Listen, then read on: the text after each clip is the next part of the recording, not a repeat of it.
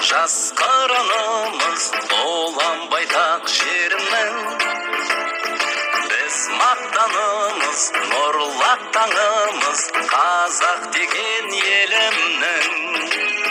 Тәуелсіз елім, асқар тау белім, ұлы дала киеміз.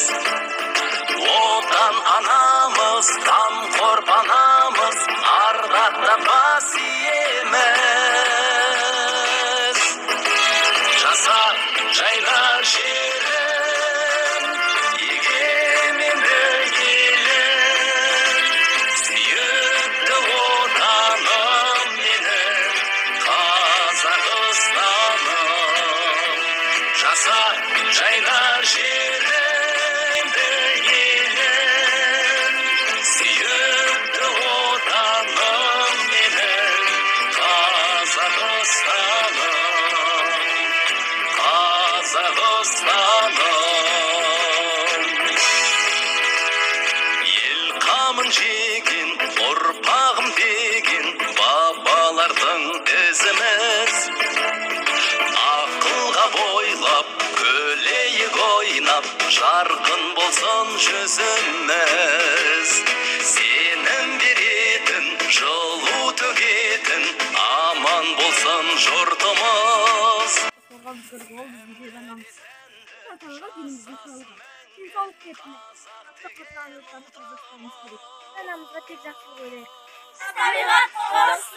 Табиғатты не үшін аялауымыз керек? Табиғат біз үшін керек. Табиғатны аялау, ағаш егу керек. Табиғаттың ауасını тазалашымыз керек. Бірінші ретте. Ауа сағлық үшін керек. Айнықса яшарға керек. Мұсыр яқмаслық керек. Огород екіш керек. Дарақты ағаш екіш керек. Айнықса ағаш ексең, әрбір адам еліге біттен ағаш ексе, табиғатымыздың ауасын тазалап береді. Суны эконом қылыш керек. Ақып жатқан суларны, водопроводларын япып, суны эконом қылыш керек. Табиғат хамамызға керек. Табиғаттың мұсыр яқмаслық керек. Ауаны яман қылмаслық, iflas қылмаслық керек. Табиғат соның үшін керек. Табиғаттың сосын аяқтарымыз. Аяу жолдары не деп ойлайсыз? Гүлді жылмау қажет, ағаштарды сындырмау қажет, ауаны ластамау қажет, қоқыс тастамау қажет, су құйып баптау қажет. Что аялауымыз керек? Природа нам дает воздух, кислород. Например, это овощи. И природа есть, остальные вещи дает нам. Табиғаттың сыры неде? Мысалы біз ағаш өсімдік ексек, ол бізге өсіп, ол бізге жеміс береді. Табиғаттың адамның өміріне қандай пайдасы бар?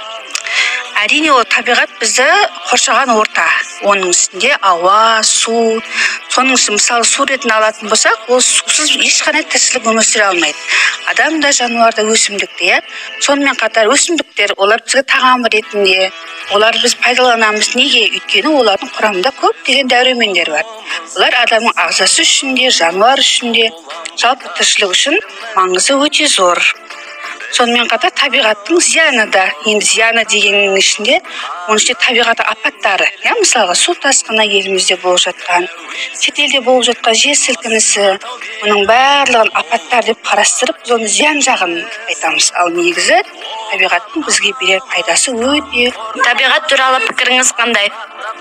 Менің табиғат туралы пікірім, біз қазіргі таңда көбейіп бара жатқан заводтардың керісінше азаюына қол ұшын созып, барлық халық болып жұмыс жасап, қоқыстарды барынша урналарға тастап, жерге тастамай, бірінші табиғатты аялауды халық өзінен бастау керек.